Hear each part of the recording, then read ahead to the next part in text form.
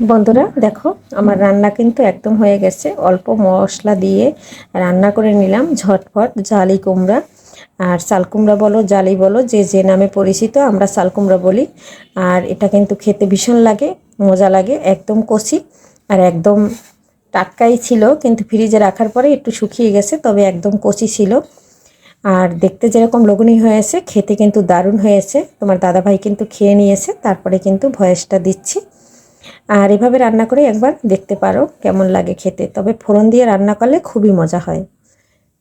আর যারা আমার ভিডিও সবসময় দেখে, নতুন পুরান বন্ধুদের সবার জন্য রইল অনেক অনেক ভালোবাসা এবং শুভকামনা। নমস্কার বন্ধুরা, সবাই কেমন আছো? আমি পাপড়ি কিচেন অ্যান্ড ব্লগ থেকে চলে আসলাম নতুন একটা রেসিপি নিয়ে। আজকে আমি চাল কুমড়া রান্না করব। চাল কুমড়াটা অনেকদিন বাসায় এনে রাখছে, তাই একটু শুকিয়ে শুকিয়ে গেছে, তবে একদম কচি। আর এটা কিন্তু আমার শ্বশুরবাড়ির মাছ, সিলভার কাপ মাছ, তাই কয়েক টুকরো মাছ ছিল।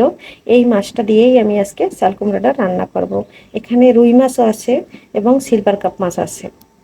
দেখো বন্ধুরা, চাল কুমড়াটা কিন্তু খুব সুন্দর করে কেটে নিয়েছি ছোট ছোট করে, যেহেতু একটু শুকিয়ে গেছে। এখন আমি এটা রান্না করতে চলে যাব। প্রথমে হলুদ লবণ মেখে মাছটা ভেজে নেব। মাছটা মেখে নিচ্ছি। মাছটা আমার মাখা হয়ে গেছে। মাছটা যেহেতু আমি রাতে ধুয়ে রাখছি, এই জন্য একদম জলটা শুকানো। আর এই মাছটা কিন্তু ভাজতে সুবিধা হবে। কড়াই একদম গরম হয়ে গেছে। কড়াইতে দেখো তেল দিয়ে দিয়েছি, মাছটা দিয়ে দিচ্ছি।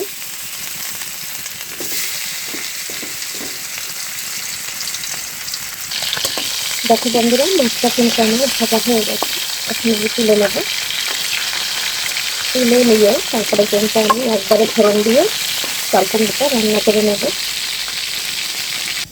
দেখো বন্ধুরা, ফোড়ন দিয়ে নিয়েছি। এখানে দিয়ে দিচ্ছি জিরা, আর দিয়ে দিচ্ছি কালো জিরা, আর একটা তেজপাতা টুকরো করে দিয়েছি, আর দিয়েছি 3টা শুকনো মরিচ। এটা আমার ভাজা হয়ে গেছে। এখানে দিয়ে দিচ্ছি ছোট একটা পেঁয়াজ, একদম কুচি কুচি করে কেটে। পেঁয়াজটা একটু ভেজে নিয়ে তারপরে এখানে একটু জল দিয়ে মশলাটা কষিয়ে নেব। এখানে নিয়ে নিচ্ছি অল্প একটু জল। জলের মধ্যে দিয়ে দিলাম একটু হলুদ, আর দিয়ে দিলাম সামান্য একটু মরিচের গুঁড়া, বেশি দেবো না। এখানে দিয়ে দিলাম একটু জিরার গুঁড়া, আর দিয়ে দিলাম অল্প একটু ধনিয়ার গুঁড়া। সব কিছু দিয়ে এখন আমি জলের সাথে একটু মিশিয়ে নেব, তাহলে কিন্তু বাটা মশলার স্বাদ আসবে। এই যে জলটায় আমি মিশিয়ে দিলাম। এদিকে পেঁয়াজটা ভাজা হয়ে গেছে। এখন আমি মশলাটা দিয়ে দিলাম। এখানে কিন্তু আমি আর তেল ব্যবহার করব না। গরমে যত তেল কম খাবে তত আমাদের শরীরের জন্য ভালো। আর যেহেতু চাল কুমড়া, এতে কিন্তু বেশি একটা তেলের দরকার হয় না। সম্পূর্ণ চাল কুমড়াটা একদম কেটে দিয়ে পরিষ্কার করে নিয়েছি। এখানে মশলাটা কষা হয়ে গেছে, তেলটা একদম ছেড়ে গেছে।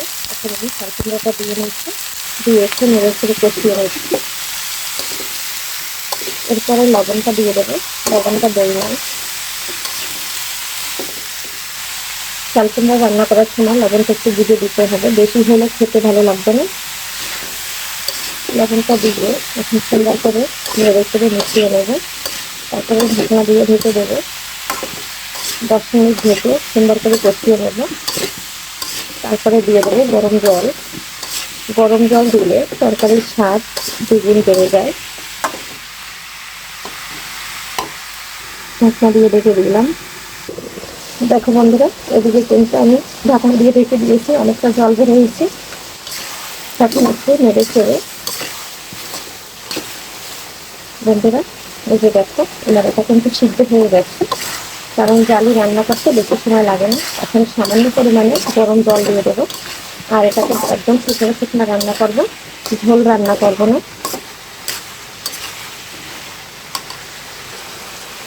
এখন আমি গরম জলটা দিয়ে দিচ্ছি, আর দিব না।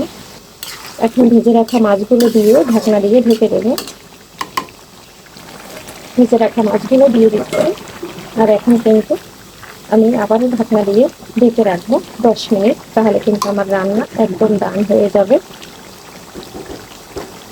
ঢাকনা দিয়ে ঢেকে দিচ্ছি। বন্ধুরা, 10 মিনিট পরে চলে আসলাম। এখন একটু নেড়ে ছেড়ে দিচ্ছি। এখন ধনেপাতা দিয়ে দেবো, আর একটু জিরার গুঁড়া দিয়ে দেবো, তাহলে কিন্তু আমার রান্না একদম ডান হয়ে যাবে।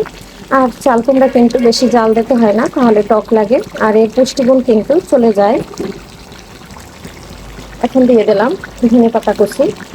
বন্ধুরা, যার বাসায় ধনেপাতা না থাকবে তা না দিলেও হবে। এখন দিয়ে দিলাম জিরার গুঁড়া। এটা কিন্তু ভাজা জিরার গুঁড়া।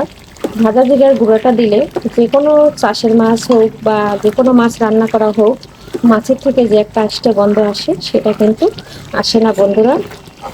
আজকের ভিডিও বন্ধুরা এখানেই রাখছি, পরবর্তীতে দেখা হবে নতুন করে রেসিপি নিয়ে। এ পর্যন্ত সবাই ভালো থাকবে, সুস্থ থাকবে, শরীরের দিকে খেয়াল নেবে।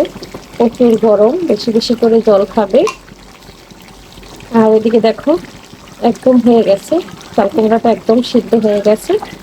আর আগামী ভিডিও দেখার আমন্ত্রণ জানিয়ে এখান থেকে বিদায় নিচ্ছি। Bye bye.